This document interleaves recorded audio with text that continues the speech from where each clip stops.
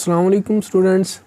तो आज की वीडियो में हम 9th class mathematics chapter 3 logarithms इसकी जो है बेसिक डेफिनेशंस का ओवरव्यू करेंगे। जैसे कि हमने पहले चैप्टर 1 और 2 की बेसिक डेफिनेशंस का ओवरव्यू किया था, तो आज जो है वो हम चैप्टर 3 की जो है बेसिक डेफिनेशंस को कवर करेंगे, उसका ओवरव्यू लेंगे ताकि आप लोगों को उसकी जो डिटेल्स हैं, उसकी डेफिनेशंस हैं, अच्छे से क्लियर हो जाएं और बाकी एक्सरसाइज करने में आप लोगों को कोई भी प्रॉब्लम, किसी भी किस्म की प्रॉब्लम पेश ना आए। तो हमारे पास चैप्टर 3 यूनिट 3 जो है उसका नेम है लॉगरिथम्स। तो उसकी जो बेसिक डेफिनेशन है, बहुत थोड़ी सी डेफिनेशन है इस चैप्टर में, तो उनको हम जो है वो देख लेते हैं कि क्या कुछ है उसमें। सबसे पहले जो हमारे पास उसकी डेफिनेशन आती है वो है साइंटिफिक नोटेशन। अब साइंटिफिक नोटेशन क्या होती है? किसी भी नंबर की साइंटिफिक नोटेशन हमारे पास क्या होती है?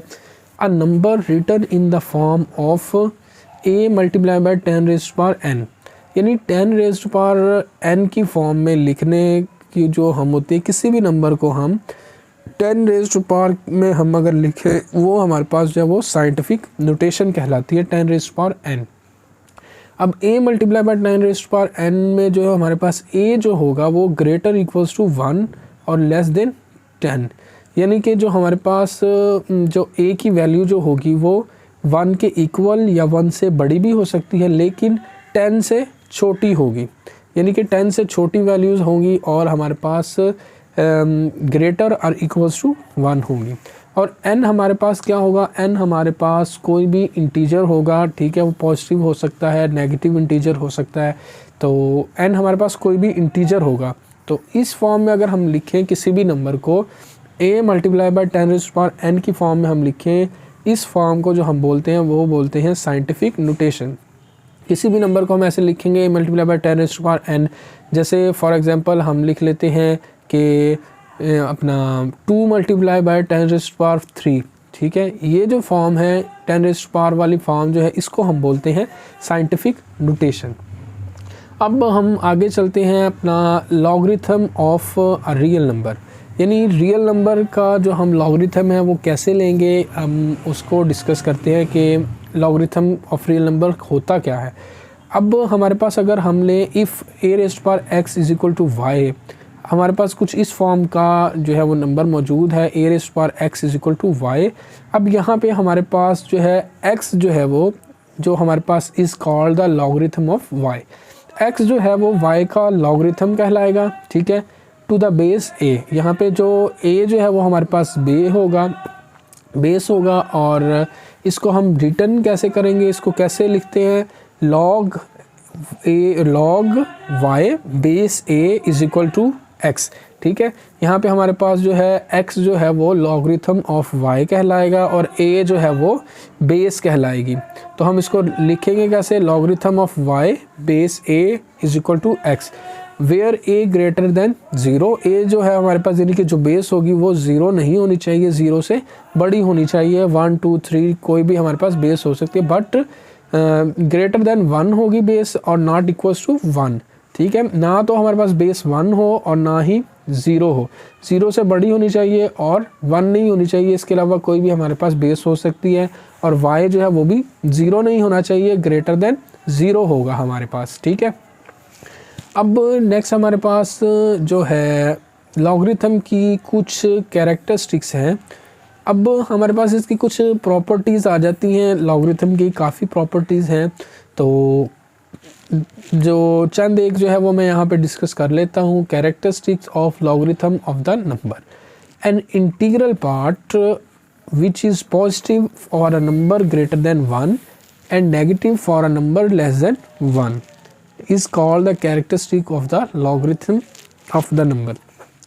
logarithm of the number की जो हमारे पास जो होती है अपना कैरेक्टरिस्टिक, वो ये है कि जो हमारे पास इंटीग्रल पार्ट होता है वो क्या होता है, अगर तो हमारे पास नंबर ग्रेटर देन 1 है तो वो जो हमारे पास इंटीग्रल पार्ट जो होगा वो पॉजिटिव होगा। क्या? अगर हमारे पास पॉजिटिव नंबर जो हमारे पास अगर ग्रेटर देन 1 होगा, देन हमारा इंटीग्रल पार्ट जो है वो पॉजिटिव होगा। अगर तो हमारा जो नंबर जो है वो लेस देन 1 हो, 1 से अगर जितना कोई छोटा नंबर होगा तो वो हमारे पास जो इंटीग्रल पार्ट जो होगा वो नेगेटिव होगा। तो ये जो बेसिक एक हमारे पास है कैरेक्टरिस्टिक ऑफ लॉगरिथम नंबर। अब इस चैप्टर में हमारे पास दो चीज़ें और मौजूद होती हैं, एक होती है mantissa of the logarithm number, ठीक है। मैंटीसा क्या होता है लॉग में, ठीक है। अब हमारे पास डेसिमल पार्ट होता है, जो हमारे पास दो पार्ट होते हैं कोई भी नंबर का, एक डेसिमल पार्ट होगा और एक इंटीग्रल पार्ट होगा। जो डेसिमल से पहले वाला पार्ट होता है उसको हम इंटीग्रल पार्ट बोलते हैं, और जो बाद वाला डेसिमल पॉइंट के बाद वाला पार्ट होता है वो डेसिमल पार्ट कहलाता है, ठीक है। अब ऐसा decimal part which is always positive, जो कि हमेशा पॉजिटिव रहे, उसको हम बोलते हैं mantissa of the logarithm of number. कोई भी नंबर जिसका डेसिमल पार्ट हमेशा पॉजिटिव रहे वो हमारे पास क्या कहलाएगा, मैंटीसा ऑफ द लॉगरिथम, ठीक है, ऑफ द नंबर। ये मैंटीसा है। हमने इंटीग्रल पार्ट नहीं चेक करना, हमने उसका डेसिमल पार्ट चेक करना। डेसिमल पार्ट जो है वो हमारे पास पॉजिटिव होना चाहिए, ठीक है। अब ये था लॉगरिथम। अब हमारे पास है एंटी लॉगरिथम। एंटी लॉगरिथम क्या होता है, जैसे एंटी से आपको पता है कि एंटी जो होता है वो उल्ट होता है, जैसे क्लॉकवाइज है उसका जो उल्ट है उसे हम एंटी क्लॉकवाइज बोलते हैं। इसी तरीके से जो लॉगरिथम है उसका जो उल्ट होगा, उसका इन्वर्स होगा, उसको हम बोलते हैं एंटी लॉगरिथम, ठीक है। The number whose logarithm is given is called anti logarithm, ठीक है। ऐसा नंबर जिसका लॉगरिथम गिवन हो उसको हम बोलते हैं एंटी लॉगरिथम।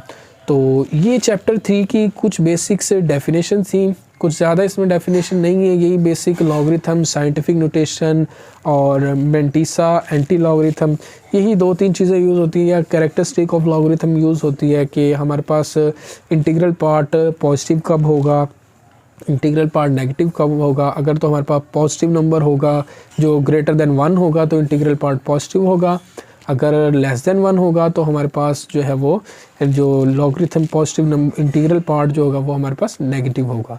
तो ये हमारे पास चैप्टर 3 था। चैप्टर 3 की जो है बेसिक डेफिनेशंस थी। तो इंशाल्लाह हम नेक्स्ट वीडियो में जो है वो चैप्टर 4 की तरफ मूव करेंगे।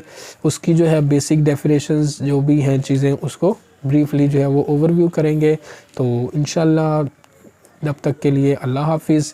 तो नेक्स्ट वीडियो में इंशाल्लाह हम फिर से मिलते हैं।